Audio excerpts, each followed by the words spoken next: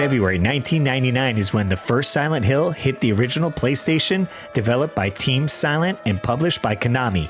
Now, it wasn't the first survival horror game, but it set itself apart with a unique approach to psychological horror.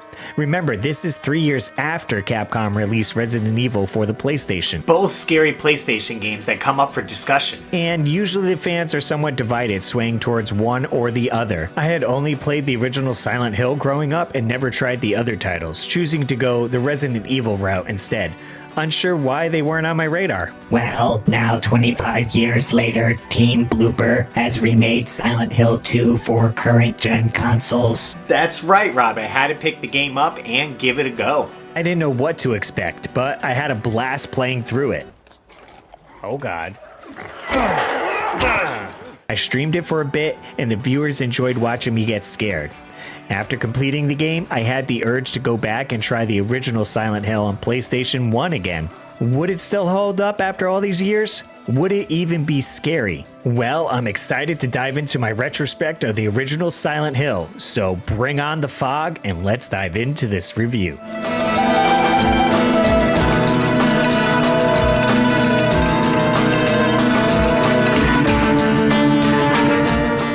Now, although I had beaten this game back in 1999, my memory was a bit fuzzy on all the details. I'm an older gamer now with a young daughter and limited time, so I will say that I decided to play the game on easy mode, and I was using a guide to help me along the game. Are you kidding me? What are you, a wimp? You're losing some gamer credibility for sure. Again, sorry, I can only game for a few hours a week, so I need to make best of my time. I want to stream the playthrough, and I only have 2 hours a week to do that. So getting hung up on where to go and what to do would just slow the process, so I just wanted to lay that out for you. Development of Silent Hill began in September 1996. The game was created by Team Silent, a group of staff members within the Konami Computer Entertainment Tokyo studio. Konami aimed to produce a game that would be successful in the United States, which led to a Hollywood-like atmosphere for Silent Hill. They were inspired by Western horror and psychological themes, making it stand out from the zombie games at the time. That's not terrifying. They knew that they wanted a large world for Harry to explore in, but the PlayStation could only load so much data at the time. Their clever solution around this was that the town would be covered in a thick fog, so you couldn't see too far into the distance while the game had time to load objects. To get the backstory of the game, you needed to let the game sit before it plays a cutscene explaining what happens. You could just hit start and jump into the game if you just wanted to get going as well, so I appreciate the developers giving you that option. It opens up with Harry Mason driving with his daughter Cheryl to visit the town Silent Hill for vacation. They see a girl in the road and Harry swerves and crashes, only to wake to notice his daughter is missing. So, like any concerned dad, Harry heads into the town of Silent Hill to search for Cheryl. Now, playing this years later and myself being a dad, I can relate to it even more. Waking up after an accident and your daughter's nowhere to be found, of course I would head into the fog of an unknown town in search of her. You feel for Harry, and him just being a regular guy and parent, he's trying to do what's right. Silent Hill is covered in this thick fog, so it keeps you on the edge when exploring, because you hear noises of creatures in the fog, but unsure how close they are.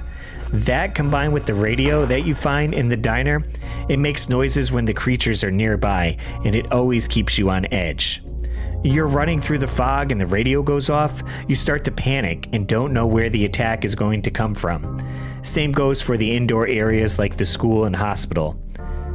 These are dimly lit, so you're waiting for something to pop out and attack you.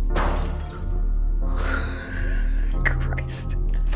They love those jump scares in this one. What is that? Oh god, it's the first freaking nurse. I forgot. Not all enemies trigger the radio, so it certainly makes for a surprise. The items menu color is different depending on the game's difficulty setting. Green represents easy, blue represents normal, and purple represents hard. The gameplay consists of combat, exploration, and puzzle solving. The so-called tank controls of the original PlayStation, I think, helps add to the experience. You start to panic when a groaner would come out of nowhere to attack you, or a night flutter from above. This works especially well when you're in tight corridors, like in the school or hospital, and you come across a small group of enemies. Although Harry can strafe side to side and jump backwards to help you avoid those situations. Nothing inside.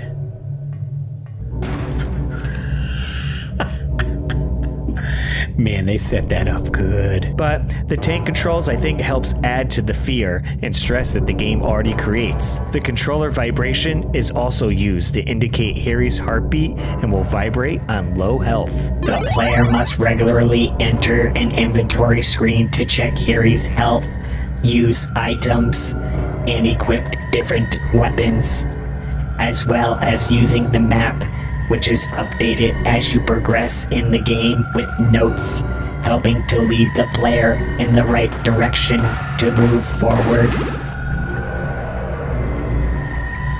As far as the sound design goes, that was by Akira Yamaoka, who did all the Silent Hill games and even the movie Silent Hill 2006, as well as Lollipop Chainsaw, Killer is Dead, and many more games, as well as returning as composer for the newly Silent Hill 2. When you're roaming around the town of Silent Hill, the mood is set perfect with sound. Yamaoka combined industrial noise, ambient drones, and haunting melodies to evoke a sense of unease and dread. The music features unconventional sounds like metallic clanging, distorted machinery, and reverberating echoes, creating an oppressive and otherworldly atmosphere. Tracks like Silent Hill and Not Tomorrow balance an eerie melancholy with minimalistic piano and strings.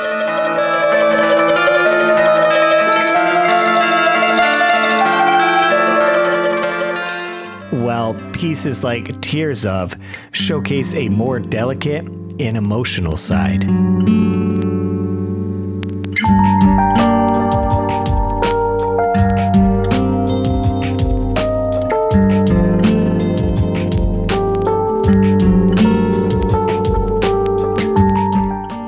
The sound design complements this by using dynamic audio to heighten the tension, including footsteps on different surfaces, distant screams, and the unsettling static from Harry's radio. Together, Yamaoka's score and design immerse the players in the game's eerie and oppressive world. The original Silent Hill received a positive reception upon its release in 1999, praised for its innovative approach to survival horror, though not without some criticisms. Critics widely praised the game for its psychological horror, which marked a shift from the jump scare-driven horror of Resident Evil. The use of fog, darkness, and sound design was lauded for creating an oppressive and unsettling atmosphere. While the graphics were praised for their time, the heavy reliance on fog due to hardware limitations was a double-edged sword. Some saw it as an effective tool for horror, while others found it repetitive. Silent Hill was a commercial success, selling over 2 million copies worldwide. This success established the franchise as a major competitor in the survival horror genre alongside Resident Evil. The game became a cult classic, recognized as a groundbreaking title in psychological horror and video game storytelling. Over the years, it has been repraised and is often cited in the greatest games of all time list for its impact on the industry. Silent Hill did make it into a few gaming magazines to help promote the game and get people excited for what's to come. Although, looking at these covers and having played the game, I feel the art depicts the game too similar to that of Resident Evil's run and gun style of gameplay, where Silent Hill really doesn't focus that much on the combat aspect and more about exploration, storytelling, and puzzle solving. Going back to this game after all these years was something I'm glad I did. With the release of the remake of Silent Hill 2, I think for many fans, it helped light that spark once again and want to explore other games in the franchise that maybe they missed out on when growing up when their initial release was. And when doing research for this episode, I was surprised to see how many games there really were. Lucky for me, most of the games in the series are pretty short playthroughs, so you can easily get caught up in a few weeks. As for tracking the games down and their prices, might be a different story. Silent Hill 2 and 3 command over $100 for their original copies. Although you can grab the Silent Hill collection on PS3 for $25, which has 2 and 3 on it, so that's certainly a cheaper route. Sometimes it's hard to go back to games on the original PlayStation where you're so used to modern controls and gameplay. But with Silent Hill, I felt right at home. It took a bit to get used to the controls, but I think of it this way. You probably could have rented this game back in the day from Blockbuster Video or something. You would have it for 3 days. So after playing this game for the weekend, you certainly would be used to the controls and environment and can easily find some enjoyment out of that. Batters up, baby. So, should you dive into this 1999 horror classic? Of course you should. I had a great time streaming it, and after completing it, I had a great time going back in and finding other secrets. Or to get a different ending, since the game has 5 different endings you can get, as well as a few awesome unlockable weapons with playing the new Fear difficulty setting after beating the game. That's right, Rob. Even though it is a short game, it offers a lot in replayability value. And it still holds up in 2024 as a horror game that kickstarted a fantastic franchise. So which Silent Hill are you going to play next? Good question, Rob. Obviously, I could go to Silent Hill 3, but I heard great things about Shattered Memories, so I guess let me know in the comments down below which one I should go with. And if you haven't subscribed already, feel free to do so. Okay, well, catch me every Wednesday at 8 to see me live stream here on YouTube. And if you love this video, check out this video where I took an original PlayStation and made a Resident Evil theme out of it. It was one of my favorite to date. Zombies. As always, I'm Russ Lyman, and keep your world fun bit by bit.